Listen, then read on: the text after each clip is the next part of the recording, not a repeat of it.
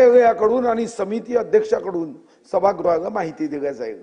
पण दुर्दैवाने कोणत्याही अधिवेशनामध्ये ही माहिती देण्याची जी की परंपरा होती ती कुठेतरी आता कमी झाली आहे। मी हा कागद तुम्हाला देतो, हा कागद घ्यावा, हा हक्कभंग स्वीकारावा आणि 2 महिन्याच्या आत याचा निर्णय, मी तर म्हणेल की या अधिवेशन संपेपर्यंत दूध का दूध, खरं काय खोटं काय, आणि ज्यांनी ज्यांनी आरोप केले असतील त्यांना तुम्ही बोलवा ना, सौजन्याने बोलवा आणि त्यांच्याकडून माहिती घ्या, त्यांच्याकडे काय जास्तीची माहिती आहे आणि याचा 26 मार्च पर्यंत निकाल लावा। जर खोटे आरोप असेल तर एखाद्याची बदनामी होता कामा नये आणि खरे आरोप असेल तर मंत्री महोदयांनी मान्यच केलं आहे की मी कोणतीही शिक्षा भोगायला तयार आहे।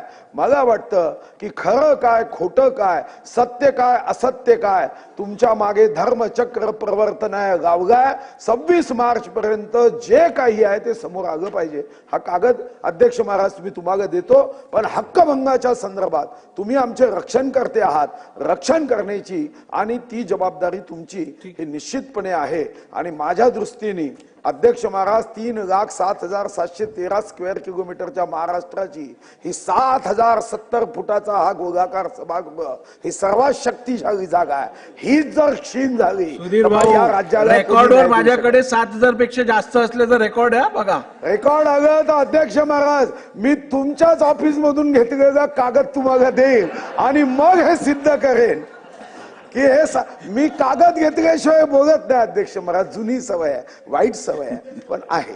ठीक आहे, चला बोला।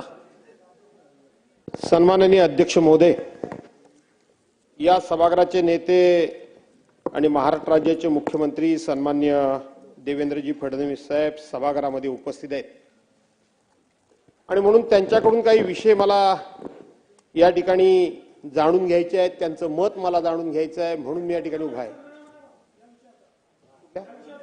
हा ठीक आहे ठीक आहे ठीक आहे। या संदर्भात तुम्हाला या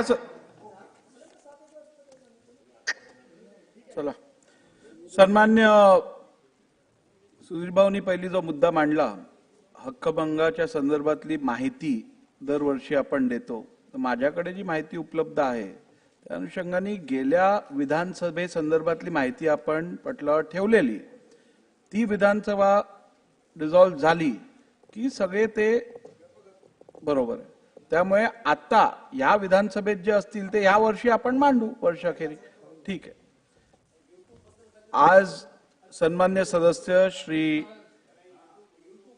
ठीक आहे थांबा, सन्मान्य सदस्य श्री जयकुमार गोरे यांनी आज जे 3 हक्कभंगाचे प्रस्ताव सभागृहात मांडलेले आहेत, सभागृहाची भावना लक्षात घेता ते 3ही प्रस्ताव मी स्वीकृत करून पुढील कारवाईसाठी हक्कभंग समितीकडे पाठवित आहे।